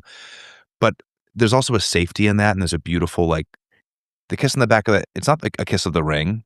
He's already been welcomed back in. It's appreciation and it's authentic connection between two guys who've been friends since they were in the 3rd grade. No matter how macho and toxic Vince tries to be, he's the boy who needs his father figure or his brother figure. He needs this family. And that's illustrated really well in that one little moment. I hate Vince, don't get me wrong. Yeah. But, he is a pitiable character more than anything else. He is, but he is also right. He is Yeah. a cop. And Mhm. then, Yeah, like, he did have that it's right. it's funny. He Yeah. was sandwich crazy. Yeah, Yeah, he was. sandwich crazy. But also shockingly, and this is like an anti-favorite line from this movie. Oh, He yeah. drops the F slur in this movie. Yeah. I didn't even want to bring it up. Which Horrible. is Yeah. horrible, and also Of the time, though. yeah, but and Unfortunately. illustrative of, like, this is a bad character. It's Yeah. not like Yes. Dom saying it or something like that, but it's just something that would never happen in a Fast and the Furious movie, like, ever Yeah. again. Like, Yep. you would Yep. after that first movie, you couldn't fathom, like, if you told somebody off the street that there's, like, the F slur in a Fast and Furious movie, I feel like they'd be shocked because they're so, like, family friendly and, like, effortlessly diverse. They don't, like Yeah. every time I watch the movie, I, like, forget that happens, and it Yeah. shocks me anew every I single mean, time. that was sadly a very common feature of early 2000s cinema, you know? Yeah. Unfortunately, yeah. We just Mm. talked a little bit about a Kevin Smith property, and we had to acknowledge that there's just like Yeah. an of the time casualness with which Yeah. like homophobia gets thrown around, just a part of the male lexicon. Oh, yeah. But that particular F slur, I will say, when it hit my ear so offensively upon this watch, Yeah. there was something almost a little bit encouraging in that, realizing, oh, we really don't use that word anymore. Yeah, like, Yeah. no. We don't even like, want to say the word now to acknowledge Yeah. the word we don't say anymore. It's Right. truly shocking Mhm. that even in the first one, it's truly shocking that Yeah. that exists in a Yeah. Fast and the Furious movie. Anti-favorite quote. Love that. Yeah. Yeah. All right. That's quotes and scenes. That's it. It's time to ship it, man. Time to play one of our favorite games immediately. Not one we Yeah. get to play all the time. One that we honestly avoid like the plague sometimes. But tonight Sure. it feels appropriate. Time to play Do You Ship It? So we're going to run through a quick little list of folks, and we'll talk about whether or not you do or do not ship it. So first and foremost, from our resident franchise lovers, Liz and Andy, I need to know, Brian and Mia or Dom and Letty. Only one can live happily ever after. Oh, I think So tough. no, I think it's Dom and Letty for sure. I mean, Because they I are don't know. ride or die Mhm. from the first. Mhm. I think that Letty, I just feel like Letty, especially like Mia, she develops more as a character, but I think Letty is like a fully inhabited like character. Mhm. She's part of the gang without being like she's one of those girls who's one of the gang. She's like she exists as a like in a leadership role, and then I just think that they Mhm. are a good couple energy. She's not intimidated by him at all. Not even a little. No, like, not at all. That's just not the nature of their relationship. They're very much like a relationship of equals, and I just don't think Brian and Mia quite get there. Yeah. I think you nailed it. I'm gonna have to agree with that. Yeah, I think that that's a very fair assessment. Yeah. I'll save my total thoughts, though. Randy, what do you think? Yeah, it's a no-brainer agree for me. I second that emotion. There's like a weird almost maturity to that relationship. And it also doesn't hurt that, there's a point where she steps out of a car and she's got those like very hot topic like shoes with The boots? flames. Oh, That's her first yeah. appearance. That's when And she first I just flashed back to like my biggest crush in high school was someone pretty much wearing those exact same shoes. Someone I never could have kept up with in a million years. Nevertheless, even That if you really had the is, same like, shoes. Too cool. Like, yeah. that girl's a badass. Yeah, totally badass. Yeah, and a very like iconic silhouette, like all the tank tops, but like with like a flare pant or like Mhm. a low rise flare. Oh, the lowest waisted pants, just Yeah. Yes. like Mia, like literally has like No, the top, like where the belt loops are, Yeah. like cut off the pants in the Yep. ever increasing quest to wear the lowest waisted jeans possible. Remarkable. I totally agree. It's Dom and Letty here. The chemistry just isn't quite the same for Brian and Mia. Their love doesn't quite reach the heights of this like sort of lifelong neighborhood love thing. I will say, like, you don't want to look too closely at it and ask too many questions about the age gap. there's that my anti-favorite line is definitely like, then she turned 16, 16. and Yeah. Dom was all about her, But they like, very didn't knowing. say how old Yeah. he They don't. was. They don't ever say it. They imply Mhm. that he was old enough that when she was 10 and authentically into cars, because that I love that they give Yeah. that to her character, that she didn't get into this because of the guys. She was into cars. Yeah. Yeah. And found the Yeah. guys because of it, right? They were where the cars were at. So she was always interested in Dom. He had her attention. So I'm thinking he's 16, she's 10, or like he's 16, she's 11, right? Like he's driving, he's a car guy, he's somebody being in the neighborhood to be admired, and she's 10. But we're many years removed from that now. We're very many years Yeah. removed from that. She is a grown human being who, to your point, like everything about the relationship is Yeah. equals. He respects her to the nth degree, and doesn't possess her at all. Like, there's no sense that Dom thinks that she is somebody that he possesses and has to protect and like it's his woman. You get no sense of that. Like, there's a mutual affection, a mutual admiration, and a mutual partnership there. I was a little concerned with the video games. It felt like that was like yeah, look, she's like the neighborhood kid. She's on the couch just playing the video games. But neither here nor there. Hmm. Okay, what's one other ship that you would have loved to have seen in this film? And it's an open table here, for instance, but not limited to. Maybe Dom and Brian have a life together. Maybe it's Mia and Letty leaving these big smelly guys behind. Maybe it's Jesse and Leon, because like everybody else's drama has just become enough for them. What do you guys think? Anybody you want to shout out? I think there definitely should have been like a Romeo and Juliet-esque thing, like somebody, because like I feel like somebody from the rival biker gang should have had like a moment there with somebody. Eh, There's just not enough women in Yes, these movies. that's what I Like, was gonna it's say. so, Yeah. because you only have the sister and the girlfriend. They're really like there's not enough there. We were talking about how they don't even have the women, like, starting the drag races in this movie like they do in the Yeah. other movies. Yeah. Right. I wish Or that Grease. Yeah, exactly. I wish Gotcha. that there was somebody that, that Jesse could have gone with. I feel like he could have used some kind of love, Yeah, he could have had to his ground lady him a friend. little bit. Oh, Yeah. there was somebody that he loved. We don't know her name. We Yeah, just that's know true. that you can't detail the car with the hood something. I forget Yeah. the line. Yeah. Else Some get it sort of wrong, Dom says. euphemism. But he should have been with like trans sister or something. Like, there Yeah, that should would have have added to that. been like, That would have added to that rivalry a little bit. They do Yeah, that hint would at have been that. fun. Dom Yeah. tells us that's part of the problem, that he slept with trans sister. which also, again, the Throw math away on that doesn't make sense because no, you didn't, because you've been with Letty since you were. I see that as them finding their footing. Yeah. Yeah. Yes. I He think was that waiting for her to mature enough, right? There was the unspoken, but he's a good guy, and she was only 16. So. Yeah. Mhm, I hate to mhm. say it, like, Dom and Letty, this is messy. They're equals, but it's messy, and I don't think he's been faithful to her. And I don't necessarily think she's been faithful to him. Disagree. She's got I think that- okay. The think that podcast goes just got good, folks. Let's go. Hold That hold goes till you've seen the against- later films. Yes, first of all, that goes against their code of honor, though. They wouldn't be. They would. Maybe they broke up at one point. That's probably, they probably had like a mutual breakup where it's like this and two Ted. Dom, I need my space, and he said, I respect that.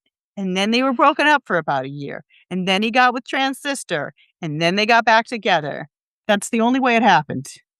I Yeah. can't believe I forgot to shout out the quote where she goes, I smell skanks. Yeah. Yeah. She It's a threatens to leave perfect tread line. marks on their faces, I think. Yeah. So, okay. I totally see like Letty being like, I've had enough of you, Dom. I'm going to do my own thing for a little while. But then, of course, they have to get because they are ride or die. I mean, almost every time they're on screen together, it begins with him talking up another woman. And she's Yeah. got to like approach. And maybe that's just him putting on a show for the others. But I don't know. I took it a little bit at face value that this is a little bit of poorly defined thing sometimes. But I've only got one film under my belt, so I'm excited to better understand this relationship. And I will be happy to come back and say that I was wrong. when I get some better evidence. When you get to number 4, which is the next time they're both Yep. in the movies together. Okay, good to know. Oh, Uh, with, I of do- course, Los Bandoleros as a Oh, precursor. Nice. Because that is canon. yes. Yeah. Are you familiar with Los No. Bandoleros? I am not. Seems like Kris is. Oh yeah. Yeah. Tell me more. It's kind of like a prequel to the 4th movie. Okay. It connects the first movie to the 4th movie because the second movie and Okay. the 3rd movie, while canon, do not involve the Toretto family. Okay. Right. Is this a full film or like a short No, film? it's a No. short film. Awesome. Can't wait. I believe it was can't wait to check it directed out. by Vin Diesel, if I'm not mistaken. I think so. It was like 2010, 2009. Uh, I got listen. it here. yeah, the 4th 2009. one is 2009, yeah. Vin Diesel's the director. Okay. It is 20 minutes long. Yeah. Perfect. Can't Mhm. wait to watch it. I do have a Romeo and Juliet for us, by the way. Talk to me, Goose. Mm-hmm. Listen, we were just talking about Vince. He is, dropping slurs. He is constantly attempting to feminize Brian, all while wearing the tightest, meshiest tank top Layered. ever Loves a known mesh to tank man. top. A Layered. layered mesh Layered. tank top. Yeah, layered, sure. This is true. This man has some deeply repressed emotions, feelings. I feel his obsession with Mia is really just a mask for his love for Dom that's never going to truly be realized. And I think there are several other very repressed characters, but only one that wears equally tight snakeskin pants. So Yes. give me Vince and Lance. Maybe could have been so good for each other. I like that, and I can see it. But again, if you watch the later franchises, you'll see. But I am willing to get on board with a bisexual Vance. I think Oh, that makes sense. okay. I get that. I can see that. I can absolutely see that and him absolutely rejecting that understanding of himself. And yes, as a response, projecting. Vance, it's a built-in ship name. You have Vince and Lance. I think that works really, really well. I love the idea of these two like getting out from underneath. They're like overshadowing big brother figures in Dom and Tran. Randy, I think you nailed it, buddy. It's the Thank you. heart of this exercise. What you just found there. And Dom would be super supportive. Yeah, He would. Absolutely. you could have just told me. Yeah. I'm so sorry you made me think that you couldn't come to me with this. Like, he would nail that. Right. Yeah. Oh, good stuff. I think that does it for the ships. Perfect. Well, Andy, Liz, you're in for a treat. Because I have doctored the one segment of this podcast that never gets doctored. Ooh. And that is usually a section where we ask everyone if you could own one prop from this film, which would it be and why? However, this is a Fast and the Furious movie. And I also hope that this is not our last podcast together going through these Fast and the Furious movies. If you haven't had a chance to make it through one of our episodes in the past, Kris and I have spent the last couple of years putting together imaginary prop caves. It's an imaginary space that's bigger on the inside. We both have a treasure trove full of props from the properties we've covered over the last 2 years. It's gotten pretty massive. At the end of the season 2 special, we realized we're not going to be able to review everything next year because it's going to take way too long. But Kris, for the purposes of our exercise, I want you to imagine with the garages within our prop cave. You walk past your Batmobile. I walk past, Hurley's Camaro from his dad from Lost. There's like a secret passageway. It's a special subsection of our garage with a fleet that we are going to start putting together, only to be used for our either our nefarious activities or perhaps if we find ourselves doing some kind of top secret government work or space travel, like we can access this special fleet. So I'm going to ask everyone to take one vehicle from this film.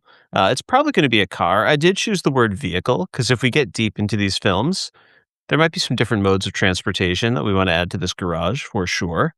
But Liz, you get the first pick. Which vehicle are you putting in your imaginary garage from the Fast and the Furious? Oh, it's Dom's Charger every Yeah. day. American muscle beats import every time. Mm-hmm. Mm-hmm. That's there's no good. And also, I'm just like not a car person. Yeah. So when I see like it's true.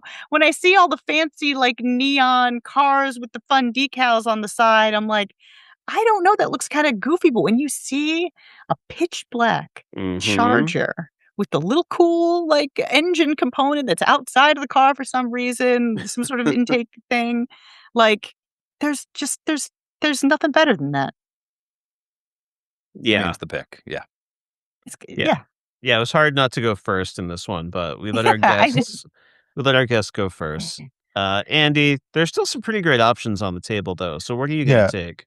Just to keep it interesting and not agree with Liz for the entire podcast, I'd have to go with Brian's Toyota Supra Mhm. that he races the Charger with. That one's always really stuck out to me in That's the this movie. orange one, Yeah, the right? orange one at the end. Yes. And he like pops the top off of it while they're, Yep. like trying to catch up to them yeah. at the heist gone bad.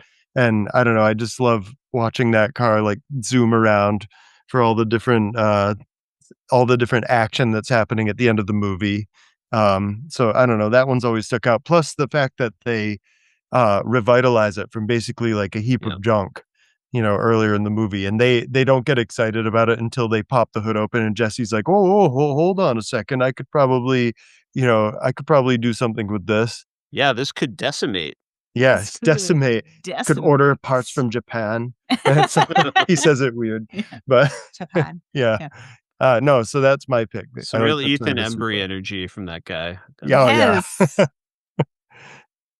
Yeah, big time. Yeah, fantastic pick. That was absolutely on my list as well. Kris, you get the next pick. If we do keep going, I'm going to rotate these picks. Yeah. I am. I'm not into I'd be lying if I said one of the I want to go with the green, like Brian's his first vehicle that he blows out. Oh yeah. Whereas he told is an $80,000 car, but I'd be lying if I can't have the Charger.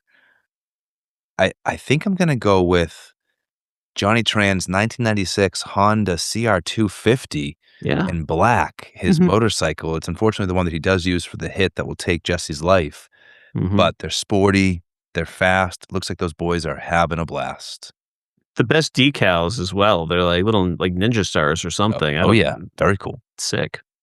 Oh yeah, the skyline. All right. Now, if my lore experts here call bullshit on this, I do have several other picks prepared. But if you will let me get away with it, I want to go to the post-credit sequence and take the 1970 Chevy Chevelle SS that we've got Dom driving in Mexico. But I want to Yeah. hear from our lore experts first. There's a post-credit on this film? Oh, yeah. Oh. I don't think I It's knew a that. pretty unnecessary one, apart from the fact that the Chevelle is pretty awesome. Was there uh, always one, even in the original feel- production? That There was a- that's why I'm turning to my lore experts, because I feel am like we not sure. I feel like we forget to watch that. I think they added it later. Yeah, I agree. I don't know if that was in the original because it's not because there are some like post-credit sequences later in the franchise. You believe in ghosts? Yeah. Like Yeah. there are some like very intense post-credit sequences like as Right. the films go on. But I wonder if they like tack that one back in because they started doing Okay. post-credit sequences. Here's what I'm gonna say. I think this exercise is more fun when there are rules and limitations. I'm gonna say if that was not always there, I'm gonna say it doesn't count. And I am hoping I've got several more movies of this to continue to build my fleet. But I also think that we're a team. I think that we're a family. And there are several other cars I have higher on the list here, but I feel like the right pick is the one that's going to honor the person that I at least deemed the emotional heart of this film.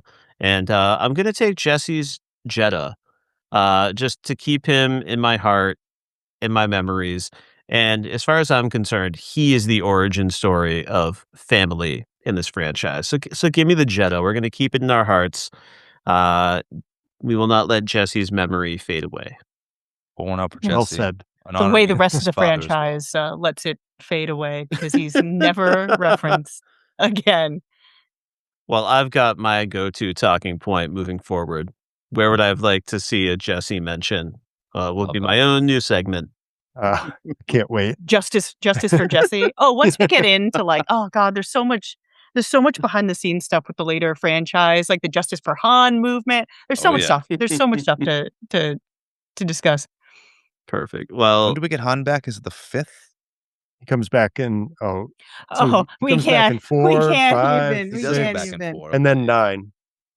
So Perfect. the timeline of the movies, they go 1, 2, 4, 5, 6, 7, 3, 8, 9, 10. wait, I they're not in missed chronological order? Oh, Well, you have no idea what I you walked knew into. Okay. that because, like, they try to tie how does Han know Dom, because Dom shows up at the end of the 3rd one, right? Tokyo Mhm. Drift. He He shows does. up. Like, Yeah. whoa. So I knew that they had, like, kind of inserted that somewhere else in the timeline. I didn't realize it was as far back as after number 8. It's Wow. 8 is They the do first some one gymnastics. that takes place after 3. Is it at least less complicated than the Saw timeline? I'm not sure No, about that. no, it's so much more complicated. Really? Okay. You couldn't begin to imagine. And people are like, "Oh, what order should you?" You got to watch them in movie order Yeah. because That you have makes to catch the sense. mythology. But yes, chronologically, 1, 2, 4, 5, Okay. 6, 7, And- 3, 8, 9, 10. And it's largely in service of making sure that we can be treated to more Han Yeah. because he becomes a Okay. very popular character. You have to, Beautiful. Well, folks, Chris, I think we somehow did it. We made it to the end.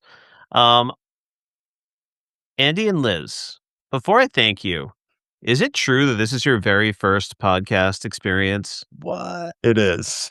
being on a podcast. Being so- on one, yeah. Oh, wait, no, excuse me. I was on Oh. NPR. I'm sorry. That's I right. forgot. Can you God? Yeah. Okay, well, hold that thought for a second because I'm going to ask you a little bit more about that NPR appearance. Yeah. But listen, you both stepped onto this show. You sound like old pros. I could talk to you for hours and hours more. Thank you so much for coming on the show. I know I've been begging you for a while now. And I'm just happy to know that you were as good and somehow even better than I knew you would be. That was such a fun chat, and I cannot wait for my next Fast and the Furious movie. Oh, thank you for saying that. I'm really glad that we finally did this because it's Yeah. true. We have been talking about this for quite a while now, Randy. So I'm glad that we were able to finally get it done. And whenever we can convince Amen. somebody to take this franchise seriously, it just means so much to us. For real. I'm sure glad you asked us too. I appreciate the homework assignment. I really appreciate getting to know you both a little bit tonight and getting to hang out. This was a blasty blast, an insight into Randy's life a little bit more too, and I get to meet folks in his sphere. So thank you for joining us. This may have been your first or second podcast, but if you do have work out there in the world or a social media presence that you want to plug, now would be the time. Do you guys Or wanna that send NPR episode. Hey, you want to plug NPR that? I episode? was, I don't know if I'm plugging it, but I was on Under the Radar with Callie Crossley. We were talking Nice. about book bans in the United States. And That's in right. so it was from my position as a library director and some of the book ban issues that we've dealt with in our community. Dope. Very, very dope. As if we didn't love you enough already. Thank you for fighting I'm the good always fight. fighting the good fight, letting people know about the Fast and the Furious franchise and speaking up against book banning. The two most important issues Yeah. in libraries. Yes, in that order. Do you want to send them looking for you anywhere? Any socials to plug? Or No. keep I'm a straight up lurker. I Yeah, that's have none no of social my media business, footprint. frankly. Yeah. Amazing. Well, folks, you got to subscribe to the pod because this may be the only place you ever have a chance to encounter these two fantastic folks again when we inevitably have them back for another appearance. Well, I think that does it for the night. Thank you again to the podlings who are listening. If you are looking for more Media Lit, if you do want to subscribe to the pod, first and foremost, check out our website. It's linked in the show notes, and from there you will find the whole Media Lit world. Little info about Randy and I, a catalog of past episodes, and guidance to all the places where you can find us on the internet. We're on all of the socials, most of the socials, I should say. But go looking for us. Search media/lit podcast on Instagram or Blue Sky, YouTube, or Twitter, and you will find us. And as Randy mentioned at the beginning of the episode, the email inbox is open, people. media.slash.lit@gmail.com is the place where you can go and assign us homework. We're like at your mercy. Tell us what to do. We're just like good little boys. We'll do it. Tell us you want us to cover a thing that you love, and we're probably going to cover it. So jump into the inbox, hit that subscribe button, make sure you tell somebody that you love about this podcast. That's how they're going to find us. Perfect. Kris, thank you so much for taking the time to do that, as you always do. I always like to call this the most poorly structured section of the outline, because you were just describing everything that people could find from us out there in the world. You've barely had a chance to catch your breath. But in addition to Media Lit, you're all over the place. Where else can folks find you? That's true. I'm a busy podcaster these days. Aside from Media Lit, I'm also the co-host of the Batman by the Numbers podcast on the popbreak.com with my good friend Dan Cohen. He was kind enough to invite me into his Batcave a year ago, and we've had a blast ever since. We spent 2025 covering The Man of Steel, took a little detour from The Dark Knight, but we are back in Gotham this year, going through each and every era of Batman from start to finish. We do drafts and rankings, straight up comic book deep dives, all in once-a-month chats that you can find under the Pop Break podcast banner on the popbreak.com. Look out for Randy. He is a frequent guest of ours, a common draft enemy of Dan's, a common draft pal of mine. Aside from Batman by the Numbers, I'm also the co-host of a podcast called Podolay, thanks to Randy. I get to hang out once a month with him and Justin Mancini and talk about Beck Hansen, one of Randy's his most favorite It's true. musical artist of all time. Podolay goes deep on Beck's full discography from start to finish. We are just a few months in, so it's not too late to jump on with us and have a great time exploring Beck once again, once a month on the popbreak.com. Perfect. Yeah, man. Aside from those things, I'm an actor and a voice actor, a father and a husband. You can find me doing those things on Instagram and Blue Sky at Kris_Ingersoll. And that's Kris spelled like Kringle. Yeah. And catch Kris in all those places. I'm sure it won't surprise you to know he kills it everywhere. I love every time I get to visit Batman by the Numbers. Our recent draft of Batman the Animated Series episodes is one of my favorite things I've ever done in podcast form. That was absolutely incredible. I'm so thrilled that I got to be a part of that. But yeah, it's always a perfect podcast when Kris is involved. We're so blessed to have him over on Podolay with us, discovering Beck Hansen, who just dropped a new single and announced a new album. And I've got my fingers crossed. Sorry, he did not announce a new album. He announced a new tour, which makes me hope there could be an album on the horizon. But I'm really looking forward to that. And in addition to our regular Media Lit properties, catch us rewatching Community with our friend Tyler McCarthy on Remedial Rewatch Community 101. It's always a total blast. As for me and my own work and my own social media presence, honestly, just look up Media Lit on all your social media, and you'll find me shamelessly attached to all of those social medias with my own social media presence, and I'd be happy to get your follow there as well. But we finally come to the end of the line. We're going to put it all on the line and hopefully see you back for some more Fast franchise in the not too distant future. Have a great night, and we'll see you next time. Thank you. Thank you. I never knocked on no one. Never knocked on no one.